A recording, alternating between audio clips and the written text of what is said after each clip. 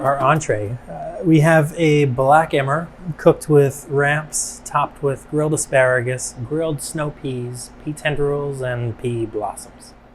We're rolling on. We're on to our third course. I can't wait to prepare this one. Anne, Jamie, so what do we got going on? This is a testament to the season. You know, this dish really leans into some of those magical moments that happen only once in the year. Asparagus grilled with ramps, black emmer, mushrooms if you've got them, peas, pea tendrils, pea blooms, done. Fantastic. You know, I get ramps in our woods at this time of year, and I just I don't pull out the roots. I just cut them. Yep, this is And tell about ramps. What they Is it an onion? Yeah, Family? onion family. Latin name is Allium trichocum, and that tri root is in reference to these three leaves right here.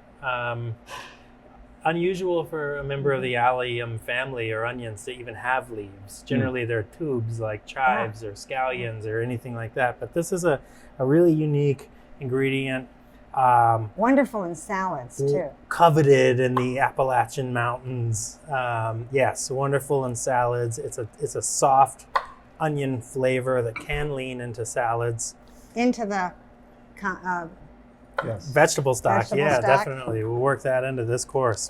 They're a great ingredient. You know, chefs love these things. And, you know, as a result, we have them and grow them here on the property. Jamie, what are examples of things you put ramps in? You know, we have a recipe in the book for a ramp top pasta, where we turn these tops into the pasta dough itself. This is pretty cool. We're going to just fold this into the grains as they finish cooking. So we'll start with the grains immediately. Let's get those on. Okay, and now, what grain are we using and what makes this grain so special? This is called black emmer. You know, it started as a cultivated emmer, and the farmer started to notice one of his plants had a black, crown on it. And he started selecting those off, and he'd replant those until he was left with, a single varietal of emmer that was black. But it doesn't cook black. It cooks like rice, thick rice, right? Farro. Yep. It's just the name of it. There's only 2 farmers in this country that have really cultivated this stuff. They're really trying to bring this back. One of which I just heard lost his barn. It burned in a fire. So as we know right now, the supply of black emmer is in one farmer's hands, and he's supplying us with these for this. Wow, that's pretty cool. So it's kind of an endangered species of Definitely, sorts. Yeah. It's delicious too. So we want to get more of out, into the world. Well, what is it? It looks like farro and a combination of farro and brown rice.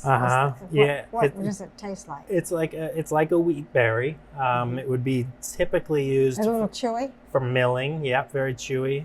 It would be used in pastas or pizza crusts or bread doughs and stuff like that. It's a beautiful wheat. Let's get this cooking. If someone is avoiding gluten, they could use anything instead. Yeah, definitely. I think quinoa would be a nice touch. Brown rice would be a great touch here as well. All right. So we're going to give that a little toast. We're going to put it in a dry pan. And we want to let it sort of brown a little bit. And we'll give that a stir as it's cooking. And in the What meantime, do you want me to stir? Here, I got it. a spoon. We're going to stir it with rhubarb. Okay, very good. Never better. Wait, will that give it a rhubarb flavor? No, not a chance. But we can if you'd like. So we're going to cut into some mushrooms. We've got our ramps cut. We'll throw these into that dry pan as well. So you're cutting the mushrooms in fourths, not slicing them. Yeah, we could slice them. I just think we'd like to find these little chunks in there. You taste them better. It's a little bit more, I don't like using this term, but a little bit more meaty that way maybe. Okay. Yeah. Right. Once you taste them, you notice them, you can chew them better. So are we just toasting this emmer? Yep. You're just going to kind of wake it up a little bit. It's a seed. A wise farmer once told me the best way to save a seed is to plant it. And that seems kind of counterproductive, but when you have one of the last on the planet, you really got to get them in the ground. And that's great. So yeah, we're gonna. And so by doing this, you bring out the flavor. I think so. It'll really it literally will toast. It's the difference between flour and bread. Mm-hmm. Well, I had an old girlfriend who used to always toast her or brown her rice before she would add water to it. Yeah, what'd you think? I loved it. Loved it. Yeah. Do you still do that? I do it occasionally, but she would do it every time. Yeah, it's almost, you treat it like risotto or something like that to sort of toast that rice first before you start adding stuff to it. That's where we're at. So I'm going to add the ramps. You can smell them. Mm-hmm. Really aromatic. We'll add these. Oh, you haven't cooked this yet? No, it's dry. And you're going to add the ramps? Yep. Oh. We'll just add it to the dry pan. We'll get them in, and then we'll start adding some liquid to it. We're going to really want to get this. Wow. Get this going. This is going to take the longest of all the things that you're going to cook. So I might even recommend getting into your box and starting with this step. You can do this ahead. You can do it a day ahead. We have some already cooked here. The reason for that is time. We're not going to stand in front of this camera for an hour while this thing's cooking. So how long will this black emmer take? Take about an hour, 45 minutes. Okay. So wait a minute. You could cook the emmer ahead, and you could cook the mushrooms separately and combine them if you chose. I mean, that would be another possibility. Definitely. So at this point, we'll start adding the... There's 2 mushrooms you missed. We're going to start adding our vegetable stock. And that should really start to drink it. Now, tell them about this stock, because this is an amazing stock. Yep. So our stocks, our vegetable stocks especially, are seasonal as well. When they're leaning heavy into carrots and celery and onions, we go there. And when the field is giving us more, we'll throw in turnip scraps and radish tops and leek roots and garlic roots and dried things into our stocks. It's really fun. Are you going to get something other than a... Yes. Is that rhubarb not working out for you? The rhubarb got a little tired. Okay.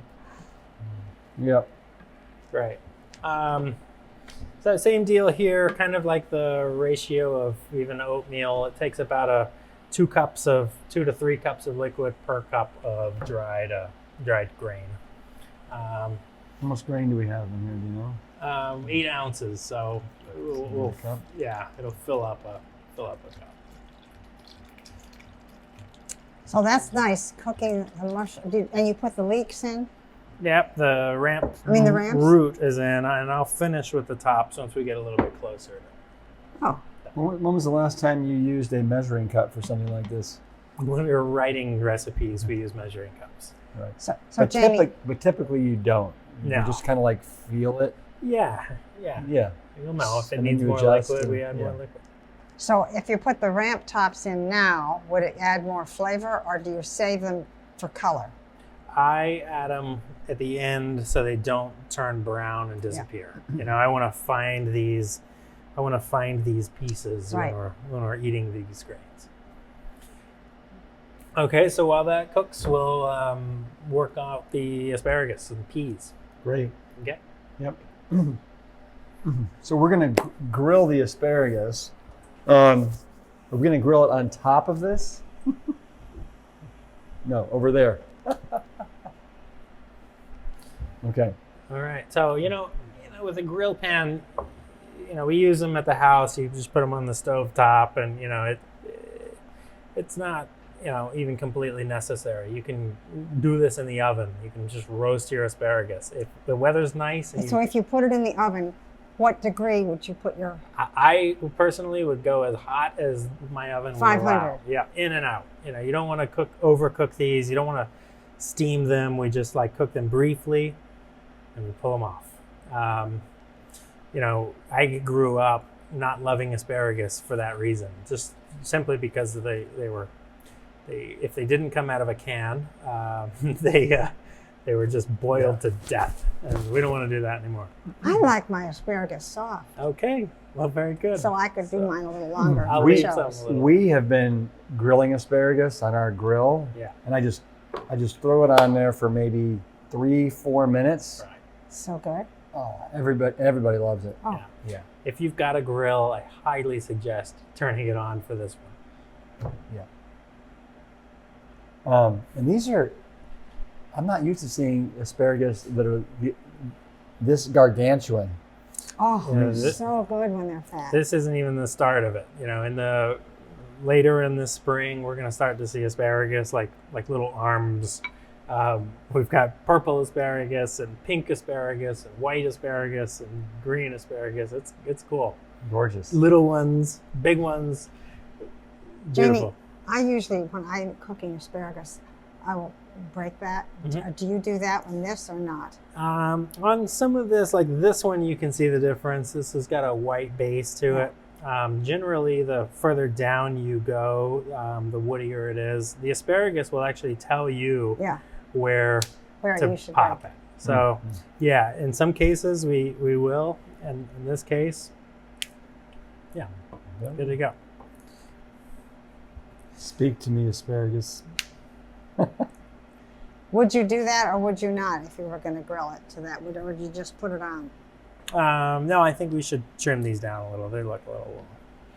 So Jamie, you've got this asparagus kind of standing upright, soaking in a little bit of water. Is there a reason for that? This is the best way to store your asparagus at home. If you have a little vessel, any kind of vessel, even a Tupperware container or something, get your asparagus in a little bit of water. You can leave this in the refrigerator just like that. You can leave it on the counter like this. You get a longer life of it if you can cool it down and get it in So the how refrigerator. much longer does it last in water in the refrigerator? I don't know, but we'll find out. They Well- last a lot longer than in a bag in the bottom drawer. Well, what I can't tell you how many times we've bought asparagus, And and it comes, in rubber bands and a little thing, Yeah. and then we just throw it in the crisper drawer, take it out 3 days later, and it's Mush. it's mushed or it's not even It's edible. limp. Yeah. Yeah. Yeah. Keep it in water. I mean, it's a shoot. It wants it. No, give it to it.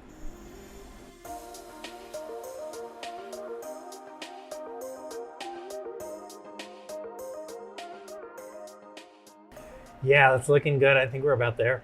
Yeah. So we This got looks we got so our good. emmer mushrooms, our ramps, Yep. not the leaves of the ramps. Yep. So that's like pretty much there, and you can tell just by tasting it, right? When you eat this and it doesn't, offer much resistance. It's tender. It's nice. Good to go. Then we're gonna. You're getting something of substance. Yeah, it's delicious. that. It's really a really hearty, comfortable, but also light. It's not heavy. It's really great. Jamie, what you've done here is save these beautiful ramp greens to put in so that you have color so they don't turn Yeah, brown and you don't even know they're there. yeah. It's nice to finish with delicate things like that. Any herbs, it'd be nice to add right around now. So while we're letting this finish up completely, are we going to grill the asparagus? Yeah, we're gonna grill these. We're gonna wrap up these peas. Also can be done ahead. Just pull that little string off. The larger peas, any smaller peas, you might find it not to be a thing. And not all peas are created equal, so it's safe to say that some peas might need it. Yep. Does this need it? No. Really? No way. That'll come right on. Beautiful. Oh, you're right. Put that It in tastes fine. our vegetable stock. Yeah. So what I recommend, get the whole family involved, get your spouse involved, and just like get dirty. Get down, get dirty, have fun with this. Remember, that's why we're billing this as a culinary experience. So this is a good one to pull, but this one's a good one to keep, Yeah. even though it's sort of knotty looking Well, here. you can take that tip off. It's naughty looking. Well, no, but I mean, I think it'd be fun to eat it. The sugar snap pea that we know today was developed by a friend of the farm and the family, the Lamborns. You know, it's a family that I'd almost draw parallels to The Fry? the Esselstyns. Oh. You know, the Lamborn family are all about peas. It's all they do.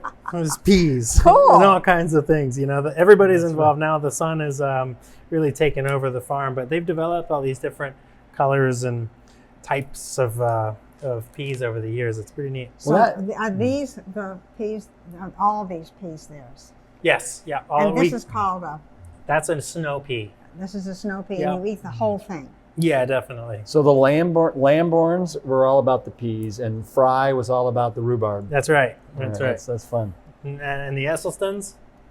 Esselstyns are all about the plants. Okay. Plant strong, and well, I guess you could say we love the green leafies, right? Yeah. And the Joneses?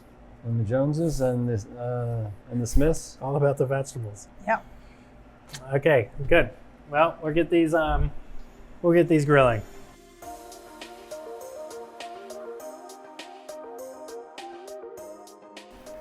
What if you don't have a gas stove? Can you do this on a Yep. electric? Yeah. If you have a grill pan, you know, the electric stove will get hotter than the gas stove. If you can put this pan right on your electric burner and put it on high and let this thing get hot, it'll do the thing. I like to cook this asparagus, you know, briefly, just until it starts to turn a bright green and you get a little caramelization on it, but not much. And if caramelization doesn't come first, I still pull the asparagus so it doesn't overcook. I'd rather eat gently cooked asparagus than, heavily cooked grilled asparagus. Does that make sense? Grains look good. We're going to let those hang out for a minute. Yep. We're going to throw these peas right on there too when the asparagus comes off. They won't take long. You're looking at seconds. So could I do this on in a cast iron skillet if I wanted to? Definitely. Yeah. If you had a hot pan, throw them in. You can transfer that to a preheated oven even. Pull it out. Won't take long at all.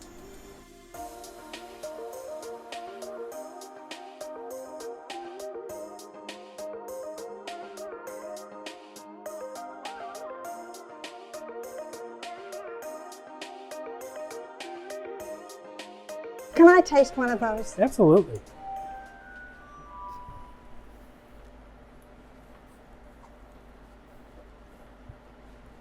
What is it? Oh. What do you think? It's good, and it's surprisingly how cooked it is enough. Mm-hmm. You really want to just cook through, where all the moisture starts to, release, but it's not like wilted. I love these with just a fork and a knife. It's a great day. When you eat it, do you eat it with your fingers or you eat it with a knife? I think we'll be serving this with a fork and a knife. Oh. No, I mean when you serve a whole asparagus like that. Yeah. Like it would be on top of I'm dying to see how you plate it. Mm-hmm. We'll probably cut them in half and just build a nice little salad. How are the peas looking? I think it's hot. When you get my hand over here, it is hot. Okay. Turn that down. Those peas look good. I think they're done. Yep. Should we want to bring them in here too? Yep. Let's give you that. Dan, be careful, it's hot. Wow, those peas cook fast. Yeah. When was the last time you grilled Grilled a pea? peas? Never. I'm going to be a grilled asparagus and pear now. Oh, pea cooker, I mean. Okay, it looks good. So it's grilled asparagus and grilled snow peas. Yeah, I mean, when you get that, look at that on there. It's just great. It's beautiful. And it's just barely cooked. You know, these peas, these really delicate things, will have a really nice, quick, simple application. So why don't you spoon some of the emmer down into the bottom of this plate? Okay. I'm going to cut some of this asparagus in half. Should we just dump the whole dish in? No. Or you No, don't we're gonna spoon make it in? this. We're gonna make this nice. You can dump the dish in. No. Let me do two of these dishes. Yeah. Oh. Good. Okay. It looked great.